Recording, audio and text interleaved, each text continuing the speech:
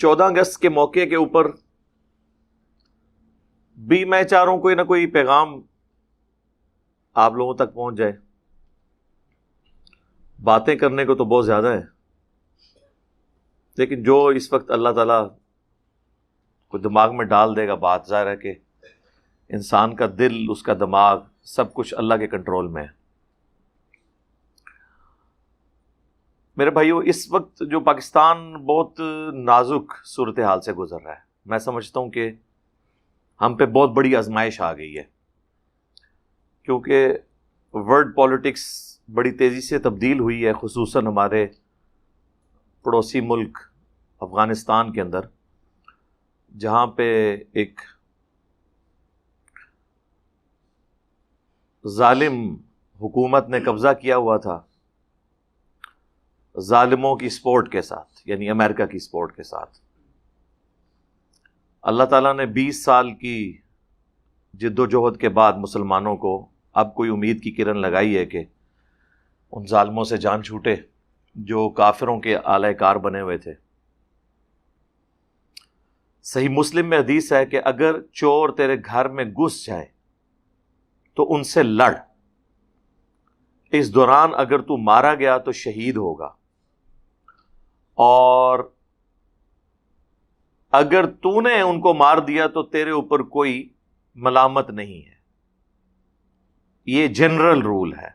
آپ کے گھر بھی چور آ جائیں تو آپ ان کے ساتھ لڑتے ہوئے اگر ان کو قتل کر دیں تو دنیا کے کسی قانون میں آپ کے اوپر کوئی گرفت نہیں ہے، ونس یہ چیز ثابت ہو جائے. اسی کو اگر بڑے پیمانے پہ دیکھیں تو افغانستان کے اندر بھی ایک باہر سے لوگ مسلط ہوئے اور انہوں نے اپنا پریمپٹیو رائٹ رکھتے ہوئے سو کالڈ ان کا اپنا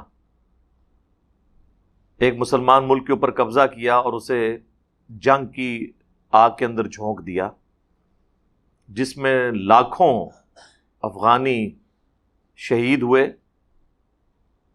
اور آلموسٹ 1 لاکھ کے قریب تو پاکستانی بھی شہید ہو چکے ہیں، عوام الناس اور فوج کے لوگ ملا کے انڈائریکٹلی. اب صورتحال جو آپ کو نظر آ رہی ہے نا، یہ پاکستان کے لیے کافی تشویشناک ہے اس حوالے سے کہ چونکہ افغانستان کی عوام کی اکثریت، بلکہ اگر میں کہوں نا کہ 99% لوگ وہ یہ سمجھتے ہیں کہ افغانستان کی بربادی میں سب سے بڑا ہاتھ پاکستان کا ہے. جو سٹیٹس پاکستان میں انڈیا کی حکومت کے لیے ہے نا عوام کے اندر نفرت، اس سے زیادہ نفرت افغان عوام میں پاکستان کے لیے ہے، اور وہ کسی حد تک جسٹیفائی بھی ہیں. جب میڈیا کے ذریعے معاملات کو اس طریقے سے پروپیگیٹ کیا جائے اور پھر کچھ حرکتیں بھی ہماری طرف سے ایسی ہوں تو ظاہر ہے کہ پھر اس کا رزلٹ یہی نکلنا تھا. آج سے تقریباً 2 ہفتے پہلے ہی یہ گفتگو ہو رہی تھی کہ آلموسٹ 90 دن کے اندر طالبان جو ہیں وہ افغانستان کے کیپٹل سٹی کابل تک پہنچ جائیں گے، لیکن وہ تو 90 دن کیا 1 ہفتے کے اندر ہی آلموسٹ وہ اس کے بارڈر پہ پہنچ چکے ہیں. کل مزار شریف کے اوپر بھی قبضہ ہو گیا ہے، چند بڑے سٹیز میں سے. یہ جو مزار شریف ہے نا، یہ حضرت علی رضی اللہ تعالیٰ عنہ علیہ السلام کا مزار بنایا ہوا ہے ادھر انہوں نے، اس کی وجہ سے اس شہر کا نام مزار شریف ہے. سیدنا علی کے جو قبریں ہیں وہ 2-3 مقامات کے اوپر دنیا میں پائی جاتی ہیں. ویسے جو سب سے مضبوط ہے وہ تو نجف میں ہی ہے، عراق کے اندر، لیکن افغانستان میں بھی انہوں نے ان کا ایک مزار بنایا ہوا ہے. تو اس مزار کی وجہ سے مزار شریف اسے کہتے ہیں. سیدنا علی کا انہوں نے ڈکلیئر کیا ہوا ہے اپنے زوم میں، اس پہ بھی قبضہ ہو چکا ہے. آلموسٹ 21 صوبوں کے دارالحکومت انہوں نے یہ 3-4 ہفتوں کے اندر فتح کر لی ہیں.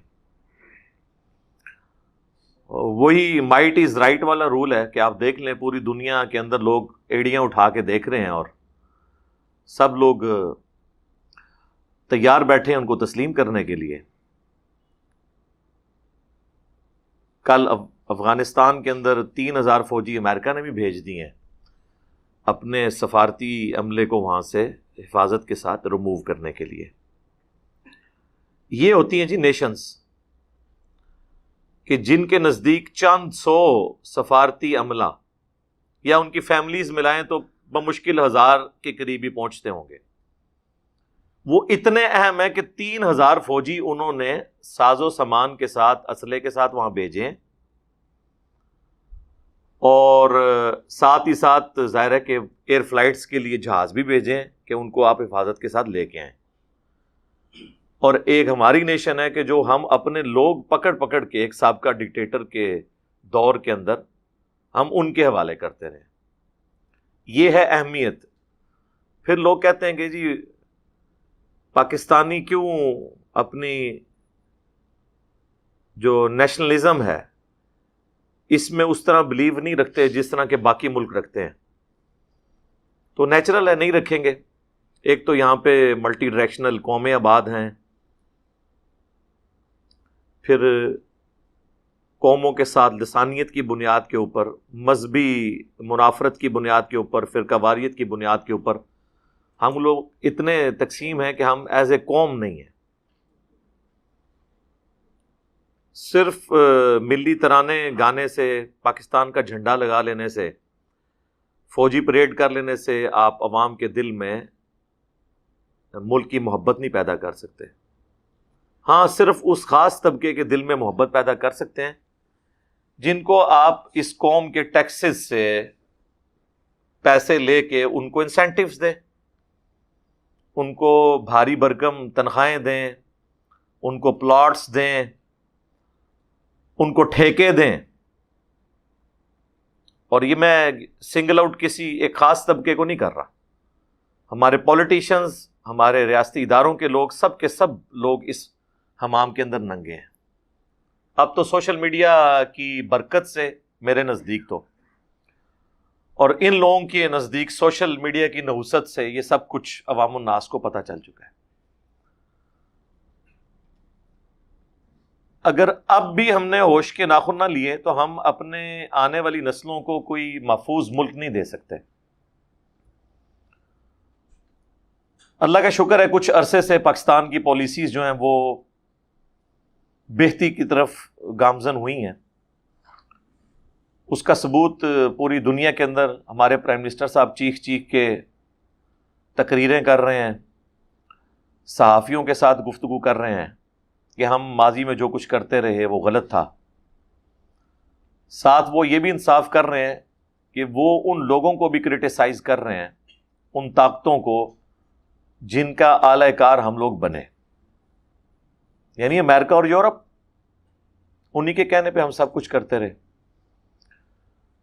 ابھی جو کچھ عرصہ پہلے پرائم منسٹر نے تقریر کی تھی پارلیمنٹ کے اندر کہ اب ہم دوبارہ سے کرائے کی بندوق نہیں بنیں گے, پھر انہوں نے اس کو جوڈی کو بھی ایک انٹرویو دیا تھا, اس کے بعد بھی کچھ صحافیوں کے ساتھ, افغان صحافیوں کے ساتھ بھی گفتگو کی.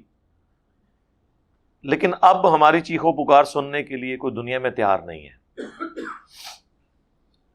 اللہ کرے کہ یہ ساری چیخو پکار کے بعد ہمیں کوئی فائدہ نظر آئے, کوئی اللہ تعالیٰ کی غیبی مدد آ جائے. افغان حکومت تو ناراض تھی, طالبان بھی ہم سے خوش نہیں ہے, اور بڑا مشکل وقت آ جائے گا پاکستان کے اوپر. وہاں پہ ان کی حکومت آتی ہے تو ہمارے لیے تو دونوں صورتوں میں ون ون نہیں, لوز لوز پوزیشن بن گئی ہوئی ہے. تو اس موقع پہ ہم دعائی کر سکتے ہیں, اللہ تعالیٰ آسانیاں فرمائے, آمین. باقی یہ پالیسیز میں جو شفٹ آیا نا یہ خوش آئند ہے, خصوصاً ضرب عصب اور رد الفساد کے بعد ملک کے اندر حالات بہتر ہوئے ہیں. ورنہ آپ دیکھیں ہم جیسے نیوٹرل لوگ, اب میں جس قسم کی باتیں کیمرے میں کرتا ہوں, ان باتوں کا تصور آج سے 20 سال پہلے ممکن نہیں تھا کہ کوئی اتنا آؤٹ سپوکن ہو کے جو مذہبی دہشت گرد ہیں یعنی علماء کرائم, یہ میں نے ٹرم ڈیوائز کی تھی، مجرم علماء، ان کو ایکسپوز کرے. وہ تو اختلاف رائے برداشت ہی نہیں کرتے تھے، لیکن ہماری پاک فوج کی قربانیوں کی وجہ سے، اور اس سے بھی بڑھ کے ہماری عوام کی قربانیوں کی وجہ سے، کیونکہ فوجی تو کم شہید ہوئے ہیں، عوام زیادہ مری ہے. اور اس پہ تر رہا یہ کہ پاک فوج یا باقی ریاستی اداروں کو جو فائنینشیل ان پٹ ہے وہ تو پاکستان کی عوام کے ٹیکسز سے دیا جاتا ہے. لہٰذا ہم اس جہاد کے اندر شریک ہیں، خواہ وہ ہمارا انٹرنل جہاد ہو خواہ ایکسٹرنل جہاد ہو. اکثر لوگ بڑے یعنی وہ غمگین ہو رہے ہوتے ہیں نا کہ جی میں نے جہاد کرنا ہے، یہ بھی بڑا شوق ہوتا ہے، جوانی کی عمر ہی ایسی ہوتی ہے. تو جہاد میں ہر پاکستانی شریک ہے. 41 ٹیکسز ایسے ہیں جو ہر پاکستانی انڈائریکٹلی دیتا ہے، چاہے وہ پیٹرول کے ہر لیٹر کے اوپر 40-50 روپے ٹیکس دے رہا ہو، خواہ وہ صابن کی ٹکیا پہ دے رہا ہو، ایک ماچس کے اوپر بھی ٹیکس لگا ہوا ہے. یہ وہ سارے ٹیکسز ہیں جو ٹیکس چوری کوئی نہیں کر سکتا. یہ جو ٹیکس چوری آپ سنتے ہیں وہ تو انکم ٹیکس کے اندر چوری ہوتی ہے یا پراپرٹی ٹیکس کے اندر. باقی جو انڈائریکٹ ٹیکسز ہیں 41 کے قریب، اس میں تو چوری کا کوئی سوال ہی پیدا نہیں ہوتا. وہ سب کے سب لوگ ادا کر رہے ہوتے ہیں، اس سے تو کوئی بھاگ سکتا ہی نہیں ہے. اب صابن تو ہر بندے کی بنیادی ضرورت ہے، تو صابن سے کون بھاگ سکتا ہے؟ اس کے اوپر بھی ٹیکس لگا ہے. لہذا ہماری ذمہ داری پوری ہو گئی. جب ہم نے ٹیکس ادا کر دیا بس ہماری اتنی ذمہ داری ہے. سیدنا عمر فاروق رضی اللہ تعالیٰ عنہ کے مبارک دور میں جب باقاعدہ طور پر فوج بن گئی تھی اور کوفے میں فوجی چھاونی بن گئی تھی، اس کے بعد صحابہ کرام جو سینئر تھے وہ لوگ تو جہاد کرنے کے لیے نہیں جایا کرتے تھے، وہ تو مدینہ شریف میں ہی تھے، پھر فوج ہی جہاد کرتی تھی. تو جب سے ملکوں کا سسٹم شروع ہوا ہے اور باقاعدہ فوجیں بن گئی ہیں، اب ہر بندے نے بندوق اٹھا کے جہاد نہیں کرنا، اور نہ ہر بندے کی یہ کمپیٹنسی ہے. اگلے زمانوں میں تو بچپن ہی سے تلوار چلانا سکھایا جاتا تھا. اس وقت تو ظاہر ہے کہ اسکول، کالجز، یونیورسٹیز نہیں ہوتے تھے، بلکہ استادوں کے ذریعے جو علم حاصل کیا جاتا تھا اس میں سارے بیسک اخلاقیات لوگوں کو سکھائے جاتے تھے، قرآن کی تعلیمات ہوتی تھیں. اس کے بعد وقت گزرنے کے ساتھ ساتھ موڈ شفٹ ہونا شروع ہوا، اور فوج کے حوالے سے بھی موڈ ظاہر شفٹ ہو گیا. ہمیں ویسے تو بتایا جاتا ہے کہ جی رومنز اور پرشینز کو جو مسلمانوں نے اکھاڑا، تو مسلمان جو ہیں تعداد میں بہت کم تھے، ان کو اکھاڑا. بے شک تعداد میں کم تھے لیکن ٹیکنالوجی میں آلموسٹ برابر ہی تھے، اس حوالے سے کہ اس وقت نہ کوئی بندوق تھی، نہ کوئی ایئر سٹرائک تھی. زمینی جنگ میں فائنل فیصلہ ہوتا تھا، اس میں آپ کا مخالف جب آیا ہے وہ بھی ایک ہی تلوار ہاتھ میں لے کے آیا ہے، اور یہاں سے صحابہ کرام بھی گئے تو ایک ہی تلوار کے ساتھ. ورنہ آپ امیجن کریں کہ ایک کافروں کا فوجی کلاشنکوف لے کے آ جائے، سامنے 1000 مسلمان بھی کھڑے ہوں. اب میں صحابہ کرام نہیں کہتا، پھر یہ کہیں گے جی وہ گستاخی کر دی ہے. چاہے اس زمانے کے مسلمان ہوں یا آج کے زمانے کے، ایک کلاشنکوف کے سامنے 1000 تلواریں کیا کر سکتی ہیں؟ وہ سلطان رائی کی فلموں میں ہی بیلچے کے اوپر گولی روکی جاتی ہے، ہاں، پریکٹیکل لائف میں اس طرح گولی نہیں رکتی. تو اس زمانے کی مثالیں دینا غلط ہے، اور یہ جھوٹ بولا گیا صدیوں سے کہ جی برابر کا نہیں تھا. برابر کا ہی تھا جی، جب اسلحہ برابر کا ہے، ادھر بھی تلوار ادھر بھی تلوار. اب ادھر ہوں لیزر گائیڈڈ گنیں اور دوسری طرف ہمارے پاس چھروں والی بندوق، تو کیا مقابلہ ہوگا؟ پھر اس سے بڑی بات ٹریننگ. آج کل تو فوج کو ٹریننگ دی جاتی ہے ایک، اس ٹریننگ کے اگینسٹ ہی آپ برابر کی فوج سے لڑ سکتے ہیں. ٹیلنٹ کچھ عرصہ کام کرتا ہے، بعد میں فیل ہو جاتا ہے. آپ میں جو لوگ بڑی عمر کے ہیں ان کو یاد ہوگا کہ پاکستان نے ہاکی کے 4 ورلڈ کپ جیتے ہوئے ہیں، لیکن یہ ان زمانوں، ان میں سے ایک ورلڈ کپ ہی آپ کہہ لیں وہ انہوں نے اس کے اوپر وہ جو قالین پہ اب کھیلا جاتا ہے آسٹرو ٹرف، اس کے اوپر جیتا ہے. باقی تو 3 گھاس کے اوپر جیتے ہوئے ہیں، اور وہ بھی بڑی دعائیں کر کے 92 کے ورلڈ کپ کی طرح ہی جیتا تھا. اصل میں جو ہے وہ 3 شروع کے ورلڈ کپ تھے جو وہ جیتے پاکستان نے، اس وقت انہوں نے آبزرو کر لیا کہ یہ ہاکی گھاس کے اوپر تو بڑی اچھی کھیل لیتے ہیں. انہوں نے گھاس ختم کر کے یہ جب شروع کیا تو تھیندے ٹھیک ہے ان کتنے گئے تھوڑا ٹیلنٹ. کرکٹ میں بھی آپ دیکھ لیں، انہوں نے آئی پی ایل انڈیا نے شروع کروائی اور اس طریقے سے کرتے کرتے اتنا معاملات کو انہوں نے اس کو سائنٹیفک بنا دیا کہ ہم پیچھے رہ گئے. تو اب محض ٹیلنٹ کی بنیاد کے اوپر آپ آگے نہیں چل سکتے جب تک آپ اس اسپیسیفک فیلڈ کے اندر ایکسپرٹیز حاصل نہ کر لیں. یہی حال فوج کا بھی ہے. ایک عام آدمی کا کیا کام ہے کہ وہ ڈنڈا یا کوئی بندوق اٹھا کے جا کے لڑنا شروع کرتے، اس کی تو لاش ہی پچھلوں کو اٹھانی پڑے گی. ایک نگ ہی ہے جنہوں پنجابی چ اسی کہنے نا، ایک نگ ہی ایڈ ہوا ہے، ہونا تو کچھ بھی نہیں ہے. اس لیے ہمیں کوئی گلٹی نہیں فیل کرنا چاہیے. ہم آلریڈی الحمدللہ ٹیکسس کے ذریعے انوالو ہیں اور ہمارا جہاد میں حصہ ڈال رہا ہے. یہ ان لوگوں کی فکر ہے کہ جو اس کام کے اوپر مامور ہیں کہ وہ اپنا کام صحیح کر رہے ہیں نہیں کر رہے. ان کی راتوں کی نیندیں برباد ہونی چاہیے. ہم لوگوں نے تو اپنا حق ادا کیا ہے، پاکستانی نیشن جتنی قربانیاں دے رہی ہے، اور اب تو یہ نیا ایک بم گرا رہے ہیں، وہ 40% سبسڈی جو تھی بجلی کے اوپر وہ بھی ختم کر رہے ہیں. اور ہمارے نیپرا کے چیئرمین صاحب کے بیانات دیکھیں. ان لوگوں کو تو یقین کریں، ان لوگوں کو تو پرائمری اسکول میں داخل کروانا چاہیے، کم از کم بولنے کی تمیز تو سیکھیں. ٹیکسی لگا کہہ رہے ہیں عوام کی چیخیں نکلیں گی. یعنی یہ لینگویج مجھے تو لگتا ہے شاید یہ وہ لوگ ہیں ان کے خاندانوں میں کسی کو کوئی پوسٹ نہیں ملی ہوگی تو آپے سے باہر ہو کے اس قسم کی گفتگو یہ لوگ کرتے ہیں. ایک تو ہمیں زخم دیتے ہیں، اس کے بعد ہمارے زخموں کے اوپر یہ نمک پاشی بھی کرتے ہیں. تو کوئی نہیں، اس طرح کے معاملات زیادہ دیر نہیں چلتے ہیں، برا وقت آنے میں دیر نہیں لگتی ہے. پاکستانی قوم تو اپنا برا وقت بھگت چکی ہے. اب ہمارے پرائم منسٹر صاحب جو کہتے ہیں نا مافیا ہے، مافیا کے اوپر برا وقت آ گیا. لیکن ظاہر ہے کہ اس کے ساتھ تکلیف تو ہمیں ہی ہوگی. اللہ کرے ہمارے معاملات مستقبل میں بہتری کی طرف گامزن ہوں انشاءاللہ تعالی.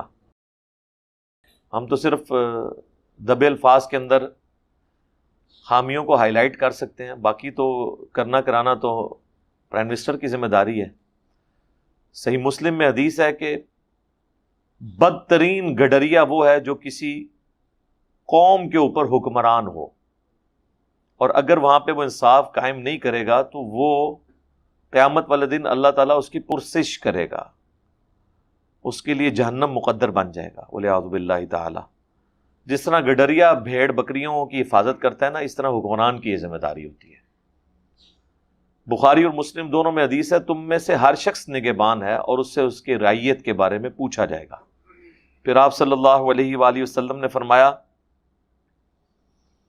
کہ ایک جو مرد ہے وہ اپنے گھر والوں بیوی بچوں کے اوپر حاکم ہے، وہ اس کی رعیت ہے. ایک عورت جو ہے وہ اپنے گھر کے اوپر حاکم ہے، اس کے انڈر اس کے بچے ہیں، ان کی تربیت کرنا، اس کے بارے میں اس سے پوچھا جائے گا. ایک حکمران جو ہے وہ رعایا کے اوپر حاکم ہے، اس سے اس کے بارے میں پوچھا جائے گا. اسلام میں تو بڑی واضح تعلیمات ہیں اس حوالے سے، اور اس میں کوئی ابہام، کوئی ایمبیگوٹی نہیں ہے، بالکل واضح چیز ہے. بہرحال اللہ کا شکر ہے یہ ضرب عصب اور رد الفساد کے بعد ہماری پالیسی شفٹ جو ہوئی ہے، اس کا فائدہ کم از کم یہ ہوا ہے کہ ہمیں یہ چیز سمجھ آ گئی ہے کہ جہاد صرف فوج کا کام ہے. پاکستان میں نان اسٹیٹ ایکٹرز نہیں ہونے چاہیے، ورنہ وہ بندوق کے زور کے اوپر، تلوار کی نوک پہ اپنے جو مذہبی عقائد ہیں وہ آپ پہ تھوپنے کی کوشش کریں گے، جس طرح ماضی میں ہوتا رہا. قتل و غارت کتنا ہوا ہے، ہم نے نہیں بھگتا. آپ یعنی ضیاء الحق کے دور سے لے کر ابھی تک لاکھوں لوگ قتل ہوئے ہیں اسی مذہبی اختلافات کے اندر، اور یہ سب کچھ ہمارے بڑوں کی سرپرستی میں ہوتا رہا.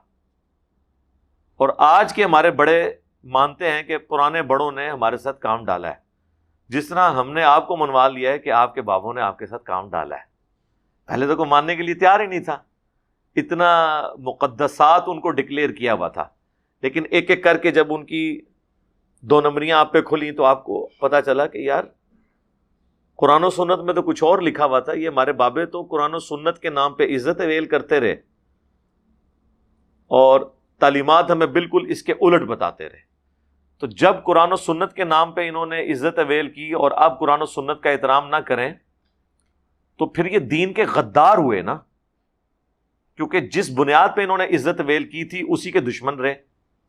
اسی طریقے سے وہ لوگ جو آئین کی بنیاد کے اوپر ہم سے عزت ویل کرتے رہے، خواہ وہ ہمارے پولیٹیشنز ہوں یا ریاستی اداروں کے لوگ ہوں، اسی آئین کی بنیاد پہ تو انہوں نے عزت ویل کی. اور اگر اسی آئین کے ساتھ وہ لوگ کھلواڑ کر کے پاکستانی نیشن کو بیسک ہیومن رائٹ سے محروم کرتے رہے، اور اب جب نیشن کو یہ بات پتہ چلے گی تو وہ پھر ان کو اسی طریقے سے غدار تصور کریں گے جس طرح ہم اپنے مذہبی پیشواؤں کو غدار تصور کرتے ہیں کہ انہوں نے تعلیمات سے ہٹ کے ہمارے ساتھ سلوک کیا. دوسری طرف تو ہم ان نان اسٹیٹ ایکٹرز کو کہ جنہوں نے ہمارا جینا حرام کیے رکھا پچھلے 15-20 سال میں، ان کو ہم کہتے ہیں آپ قومی دھارے میں آئیں، آئین کے انڈر آ جائیں. پاکستان آئین کے تحت چل رہا ہے، یہ کوئی بنانا ریپبلکس میں سے کوئی ملک نہیں ہے، اور خود ہم آئین کا احترام نہ کریں. یہ ویسے ہی ہے جیسے علماء کہتے ہیں کہ قرآن اور حدیث پہ چلو، اور نہ خود قرآن کو مانے نہ حدیث کو مانے، الٹا کوئی آ کے بتائے کہ سر قرآن میں تو یہ لکھا ہے، آپ تو ہمیں یہ بتاتے رہیں، تو اس کے ساتھ لڑ پڑے. بالکل سیم اینالوجی ہے. پھر آپ اس کے آگے چلیں تو آپ کو اور اینالوجی نظر آئے گی کہ جیسے مذہبی لوگوں نے گالیاں رکھی ہوئی ہیں نا، جس سے ان کو ذرا سا خطرہ ہو تو کبھی اس پہ گستاخی کا فتویٰ لگا دیں گے، کبھی توہین مذہب کا الزام لگا دیں گے. اس طرح ہمارے پولیٹیشنز کے پاس، ہمارے ریاستی اداروں کے لوگوں کے پاس الزامات ہوتے ہیں غدار وطن، توہین عدالت، غیر ملکی ایجنڈا. یہ وہ سارے لفظ ہیں جو ایکویلنٹ ہیں، گستاخ رسول، گستاخ اولیاء، گستاخ صحابہ، مذہب کی توہین. تو آپ دیکھیں کہ مینٹالٹی ایک ہی ہے، وہ مختلف شکلوں میں آپ کو مختلف جگہ نظر آ رہی ہوتی ہے. اچھا، اب یہ ساری باتیں میں ایک مذہبی پلیٹ فارم سے اس لیے کرتا ہوں کہ جدا ہو دین سیاست سے تو رہ جاتی ہے چنگیزی. سیاست سے مراد یہ نہیں کہ میں نے کوئی پولیٹیکل جماعت جوائن کرنی ہے، لیکن ظاہر ہے کہ ہم افیکٹنگ ہیں اس سارے سسٹم کے. ہمیں اس وقت اگر کوئی عالم دین ایسا ہے جسے موجودہ دور کے حالات اور واقعات اور ملک کی صورتحال کا نہیں پتہ، اور وہ یہ سمجھتا ہے کہ میں اس قوم کا مصلح ہوں، میں اس قوم کا منجی اور ہادی ہوں، یا میں انہیں ٹرو ریلیجن کی طرف لے کے جا رہا ہوں، اور پتہ اسے ہے ہی نہیں گراؤنڈ ریئلٹیز کا، تو وہ اپنے دعوے کے اندر جھوٹا ہے. اور سچائی صرف یہ نہیں ہوتی کہ آپ ایک رخ کی سچائی صرف بیان کریں. سچائی یہ ہے کہ آپ سچائی کے ساتھ کھڑے ہوں، اور ظالم جو ہے اس کو ظالم کہیں، خواہ اس کا تعلق کسی بھی طبقے کے ساتھ، کسی بھی جماعت کے ساتھ، کسی بھی گروہ کے ساتھ ہو. تب آپ سچائی کو پریویل کریں گے، ورنہ آپ اپنے ضمیر کے مجرم بھی ہوں گے، اور قیامت والے دن والعیاذ باللہ تعالی اللہ کے حضور بھی آپ کا ایک جرم لکھا جائے گا. اللہم لا تجعلنا منہم. ہم دعا کرتے ہیں جی اپنی قوم کے لیے، پوری عالم اسلام کے لیے، اللہ تعالیٰ ان کے لیے آسانی والا معاملہ فرمائے. اللہم احسن عاقبتنا فی الامور کلھا واجرنا من خزی الدنیا وعذاب الآخرہ. اے رب ہمارے تمام کاموں کا انجام بہتر کر دے، اور ہمیں دنیا کی رسوائی اور آخرت کے عذاب سے بچا لے. یہ دعا ہے، مسند امام احمد میں یہ موجود ہے دعا. تو یہ بڑی پرفیکٹ دعا ہے. اللہم ربنا آتنا فی الدنیا حسنہ وفی الآخرۃ حسنۃ وقنا عذاب النار. اے رب ہمیں دنیا میں بھی بھلائیاں عطا فرما، اور آخرت میں بھی بھلائیاں عطا فرما، اور آخرت کی سب سے بڑی بھلائی یعنی جہنم کے عذاب سے ہمیں بچا لے. آمین ثم آمین. اللہم انی اسألک بأنک انت اللہ لا الہ الا انت الاحد الصمد الذی لم یلد ولم یولد ولم یکن لہ کفوا احد وإلہکم الہ واحد لا الہ الا هو الرحمن الرحیم الف لام میم اللہ لا الہ الا هو الحی القیوم اللہم صلی علی محمد وعلی آل محمد اللہم ربنا آتنا فی الدنیا حسنہ وفی الآخرۃ حسنۃ وقنا عذاب النار ربنا آتنا من لدنک رحمۃ وہیئ لنا من امرنا رشدا لا الہ الا انت سبحانک انی کنت من الظالمین۔ اے اللہ، حاضرین کے گھروں میں جو پریشانیاں ہیں، دنیا میں مسلمانوں کے گھروں میں جو پریشانیاں ہیں، بیماری کی شکل میں، بے روزگاری کی شکل میں، رزق کے حوالے سے، اے اللہ تمام بیماریاں اور پریشانیاں دور فرما۔ اے اللہ، جن جن بھلائیوں کا سوال تیرے محبوب علیہ السلام نے تجھ سے کیا، ہمارے حق میں، ہمارے بیوی بچوں کے حق میں، ہمارے ماں باپ کے حق میں، پوری امت کے حق میں قبول و منظور فرما۔ جن جن چیزوں کے شر سے تیرے محبوب علیہ السلام نے تیری پناہ طلب کی، ہمیں، ہمارے ماں باپ کو، ہمارے بیوی بچوں کو، پوری امت کو ان چیزوں کے شر سے اپنی پناہ عطا فرما۔ اے اللہ، ہمارے ملک پاکستان کی خیر فرما، پورے عالم اسلام کی خیر فرما، اندرونی اور بیرونی خطرات سے محفوظ فرما۔ اے اللہ، مسلمان دنیا میں جہاں کہیں بھی کافروں کے خلاف برسر پیکار ہیں، اے اللہ، افغانستان میں، کشمیر میں، فلسطین کے اندر، چائنا کے اندر، عراق کے اندر، جہاں بھی مسلمان پس رہے ہیں، اے اللہ غیب سے ان کی عزت، آبرو، جان مال کی حفاظت فرما۔ اے اللہ، ہمیں ایمان و عافیت کے ساتھ مدینہ شریف میں موت، بقیع غرقد میں مدفن اور اپنے محبوب صلی اللہ علیہ وآلہ وسلم کا جنت الفردوس میں پڑوس نصیب فرما۔ صلی اللہ علی النبی الکریم وعلی آلہ وصحابہ اجمعین الی یوم الدین۔